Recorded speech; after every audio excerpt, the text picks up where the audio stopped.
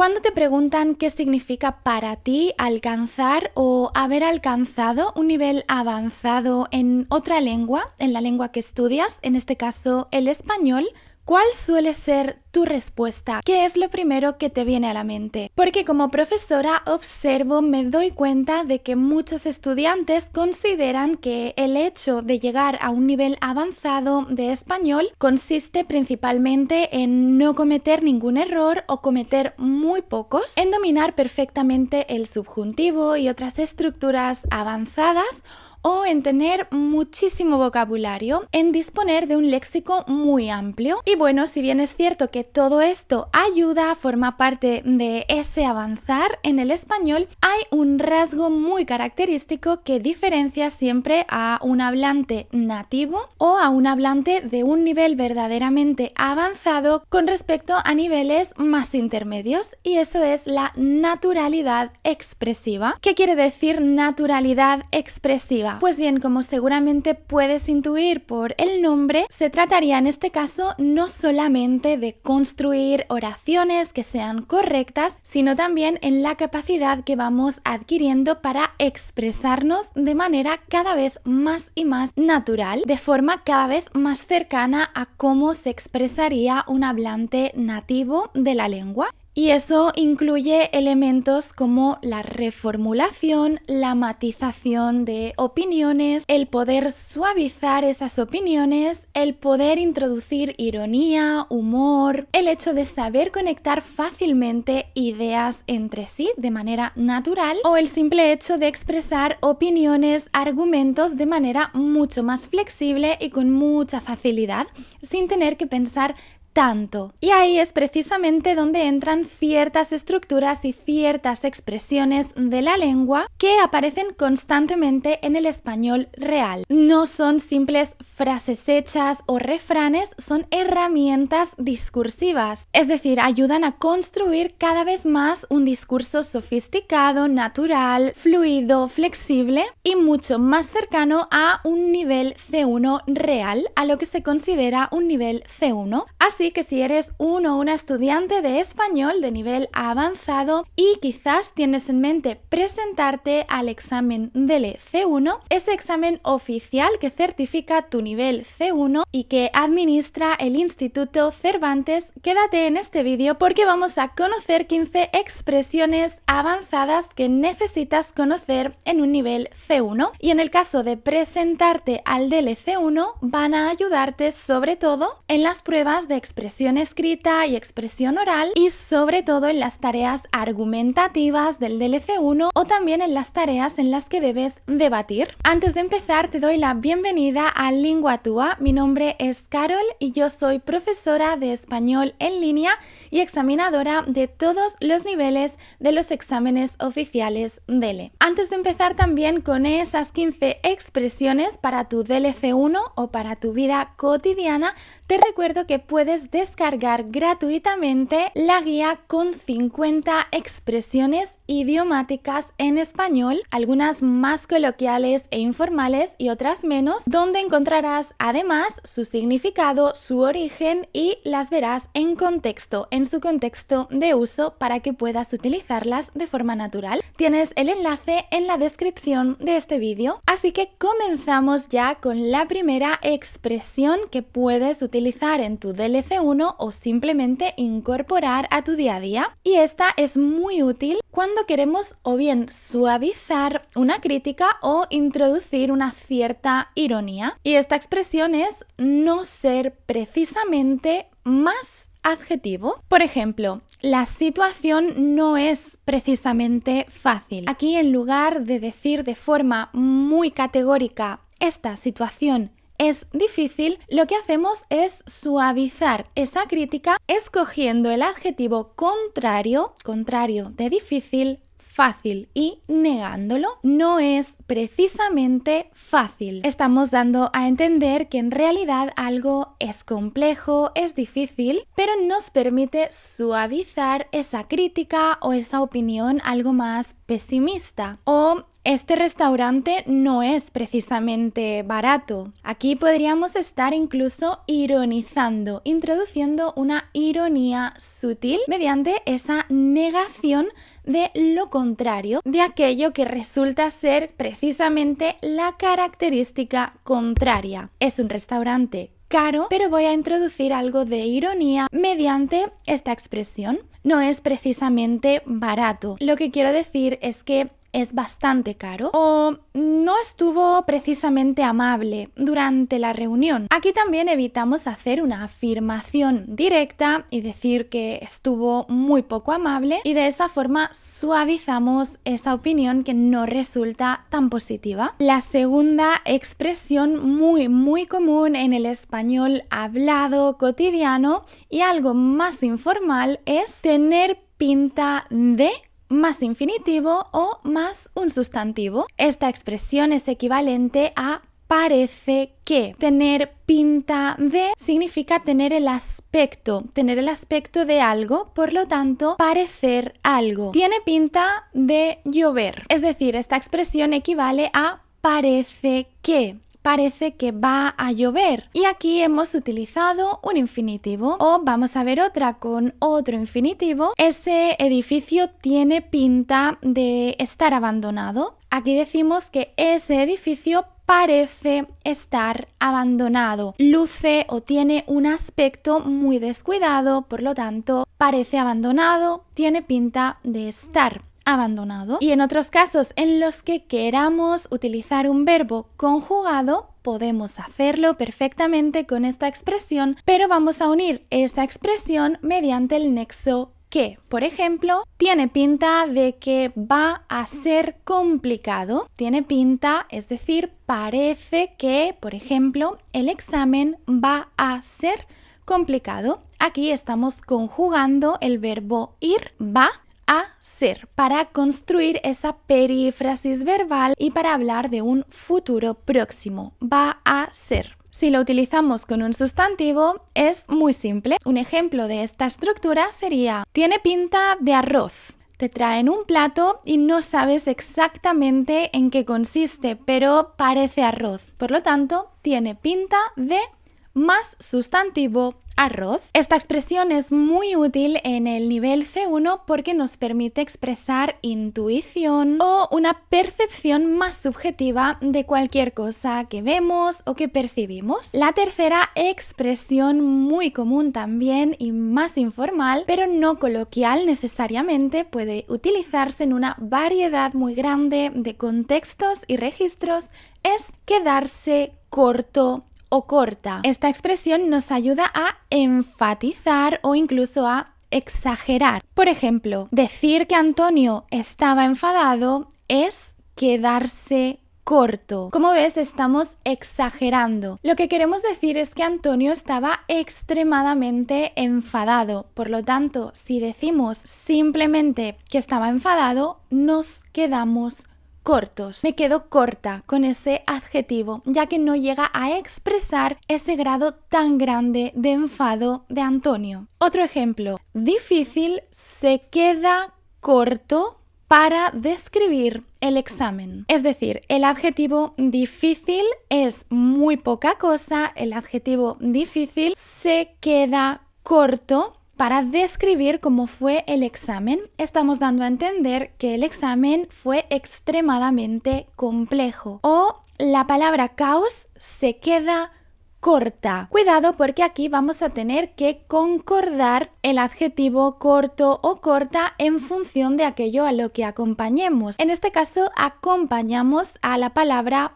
palabra. La palabra caos se queda corta para, por ejemplo, describir la situación. Estamos refiriéndonos a que aquello era extremadamente caótico, muy caótico. Por lo tanto, tildar algo o definir algo como caótico, aquella situación, es quedarse corto. Es una definición muy pobre para el nivel tan alto de caos. Por lo tanto, esta expresión no significa exclusivamente que algo es insuficiente, sino que añade un grado de expresividad mucho mayor. No es lo mismo decir que la palabra caos es insuficiente para describir el ambiente que decir la palabra caos se queda corta. En este segundo caso introducimos una expresividad mucho mayor gracias a esta expresión. La cuarta expresión es dar pie a algo. Esta expresión es muy frecuente en registros periodísticos o algo más cultos. Significa provocar algo, promoverlo, generarlo, crear la situación propicia para que algo ocurra. Significa posibilitar algo. Sus declaraciones dieron pie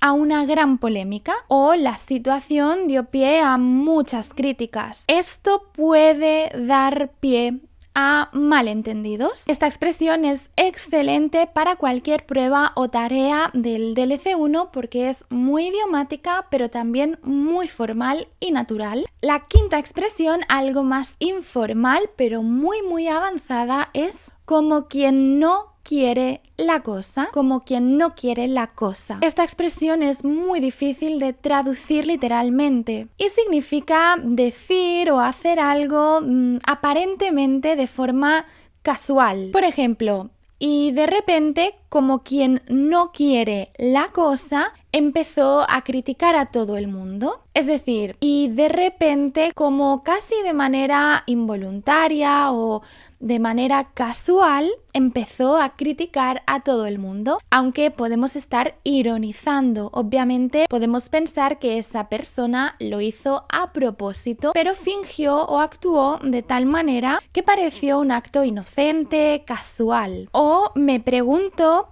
como quien no quiere la cosa, si estaba soltero. Es decir, me preguntó haciendo ver, fingiendo que era una pregunta también inocente, casual, si yo estaba soltero o soltera.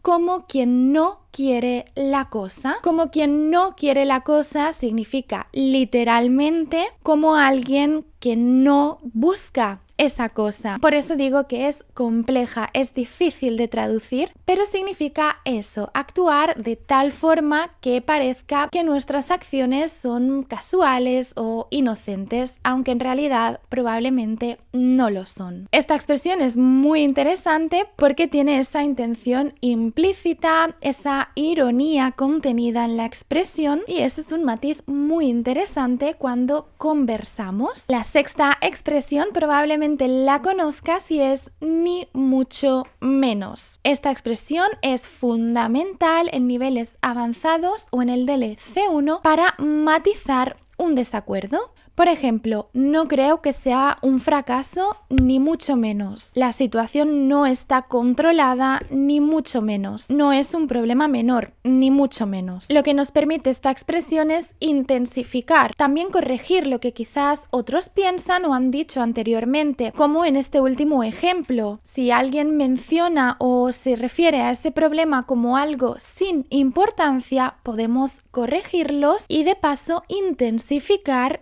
que para nada se trata de un problema menor, ni mucho menos. Podría sustituirse en ocasiones por ese para nada. Para nada es algo menor. Para nada creo que sea un fracaso. No es un fracaso, ni mucho menos. La séptima expresión es estar visto que. Esta expresión es muy idiomática, muy expresiva y se utiliza con el sentido de aceptar una conclusión, un desenlace, un resultado, pero con un cierto matiz de resignación o a veces de evidencia. Es decir, por un lado podemos expresar, todo dependerá del contexto, de nuestra entonación, una cierta resignación, un enfado sutil hacia una situación, o por otro lado, simplemente constatar que sí, algo es totalmente evidente. Por ejemplo, en contextos de resignación, está visto que nunca aprendemos. Sí, hay una evidencia, nos estamos basando en que algo se ha repetido para poder afirmar que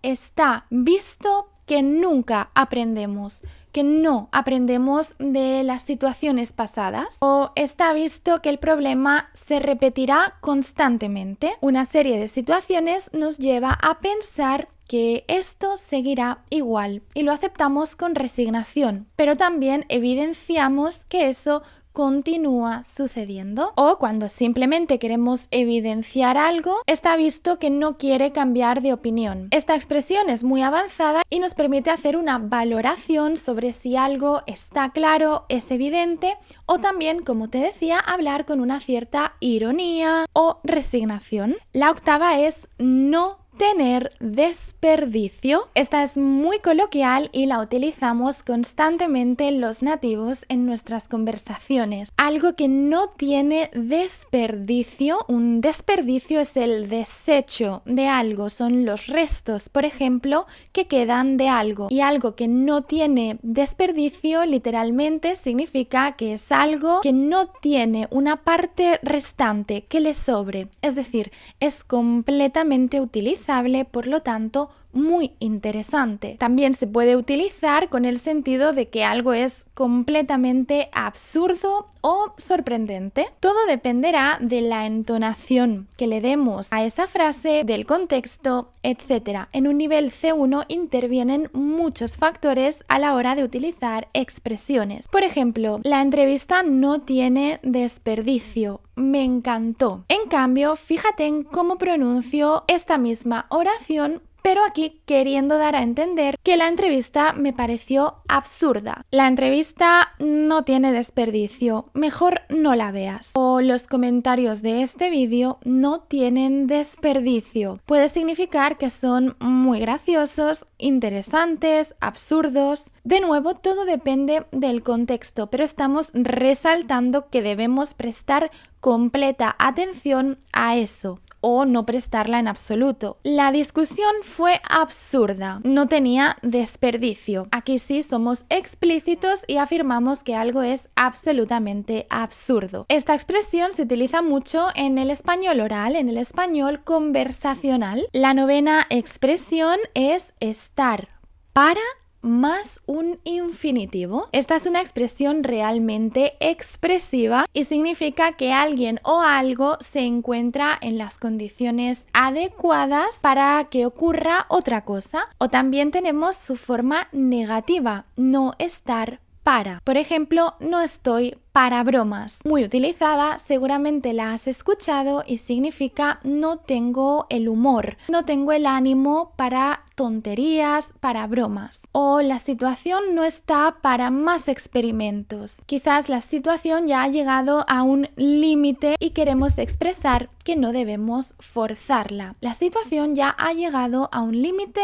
no está para experimentos. O ayer Julia no estaba para salir de fiesta. Puede significar que no estaba de humor o simplemente no le apetecía, estaba cansada. Simplemente esta expresión sirve para indicar que no se dan las condiciones para que algo ocurra en el caso negativo. Mientras que si digo estoy para cualquier cosa, aquí sí estoy mostrando predisposición y lo que indica esta oración es que puedes contar conmigo. Estoy para ayudarte, estoy para cualquier cosa, estoy aquí para ti. Como ves, podemos utilizarla con infinitivos o también con sustantivos en algunas ocasiones. Y un matiz importante, esta expresión cuando la utilizamos en su versión negativa no habla de no tener una capacidad, sino que habla de que no existe una disposición emocional o contextual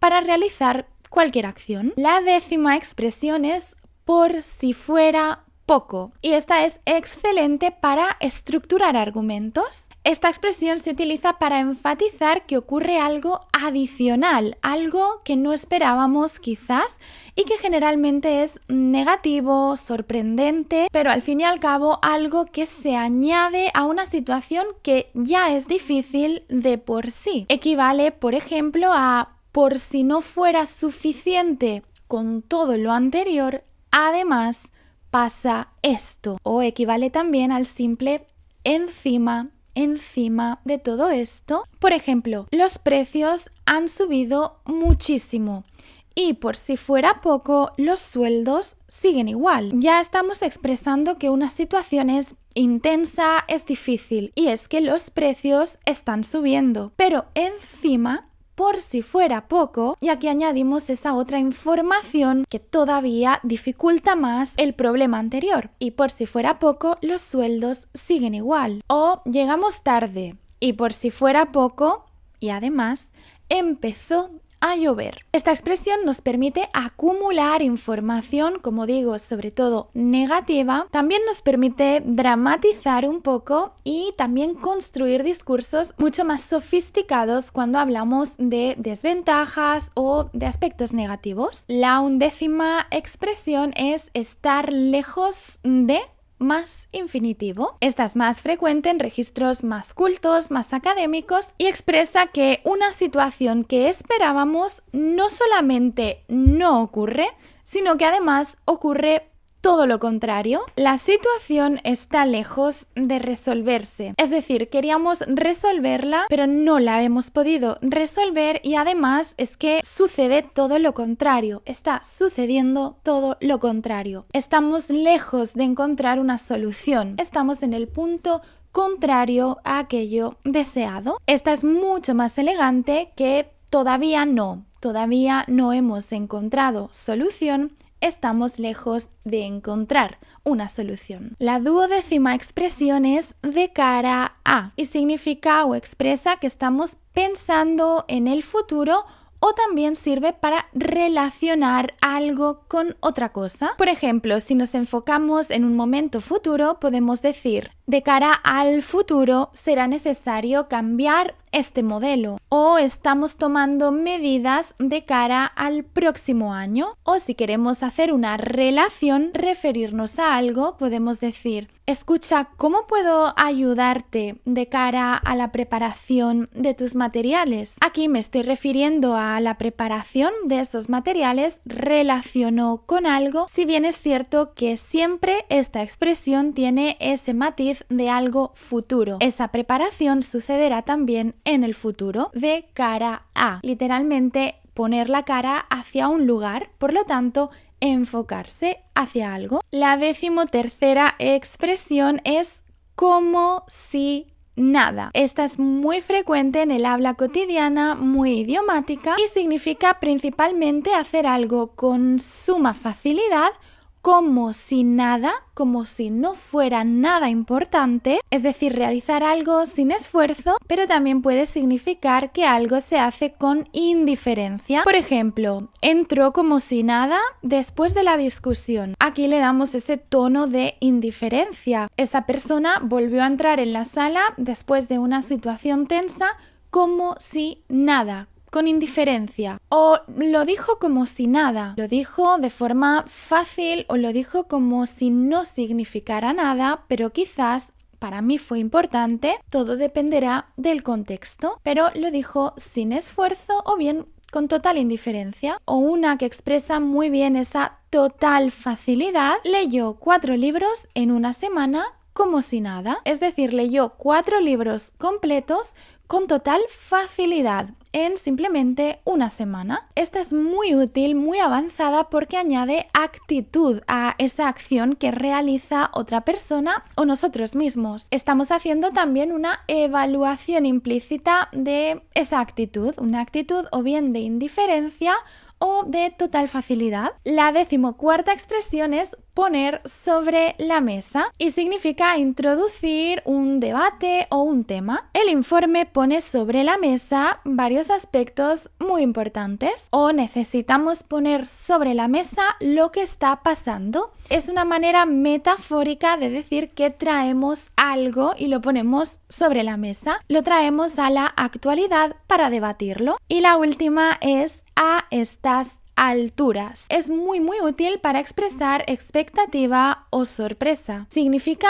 en este momento, pero este momento se considera ya una etapa avanzada del proceso. Por lo tanto, estamos queriendo decir en este momento tan avanzado cuando las cosas ya han llegado bastante lejos, o cuando las cosas ya han llegado a un cierto punto avanzado. Por ejemplo, a estas alturas todos conocemos ya el problema. Aquí quiero decir que quizás hace unos meses o hace un tiempo no todos conocían el problema, pero doy a entender que todo está ya tan avanzado que a estas alturas, en este estadio ya tan avanzado, todos lo sabemos. O me sorprende que a estas alturas todavía haya dudas. Lo que expreso aquí es sorpresa, ya que, por ejemplo, quizás después de haber explicado algo tantas veces, no logro entender cómo hay tantas dudas a estas alturas. Por ejemplo, el último día del curso de español, alguien pregunta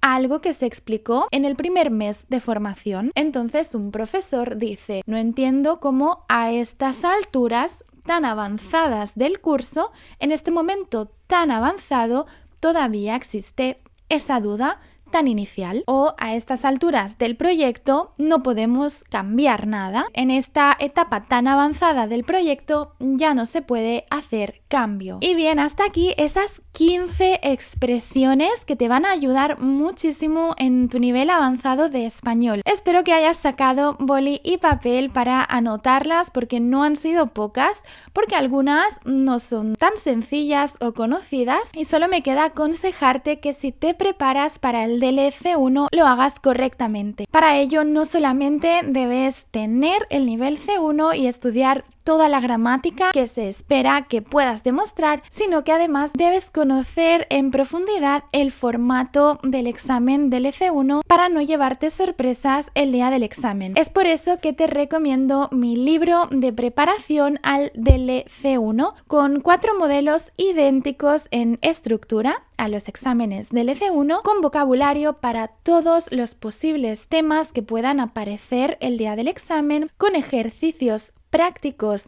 con ese vocabulario para consolidar el aprendizaje y, por supuesto, con todas las pruebas y tareas, con audios, transcripciones, soluciones y con estrategias y consejos para cada parte del examen. Lo encuentras en versión física y digital y tienes todos los enlaces aquí abajo en la caja de descripción y en el primer comentario de este vídeo. Por otro lado, si eres un estudiante que cree que todavía necesita consolidar por completo tanto la gramática del español como el vocabulario, como las destrezas que debes demostrar el día del examen, esto es, las 4 destrezas lingüísticas, te aconsejo echar un vistazo a mi curso Dominando el C1, un curso completísimo para dominar por completo este nivel antes de poder presentarte a un examen como este. Pero el objetivo no es solo que te presentes a ese examen. Si tu objetivo no es el del C1, este curso te va a ayudar a practicar, a ejercitarte en todas las competencias lingüísticas, siempre con mi guía personal, mis correcciones y sugerencias personalizadas y acompañamiento. Es un curso con más de 14 horas grabadas en vídeo que podrás ver cuando quieras. El curso no caduca, además de más de 100 materiales descargables para ti, para siempre, más de 300 actividades interactivas y muchísimos cuestionarios y ejercicios que yo misma corregiré para que pongas a prueba todo lo aprendido. Como siempre, encuentras toda la información en la caja de información y en el primer comentario de este vídeo. Muchísimas gracias como siempre por estar aquí y nos vemos muy pronto.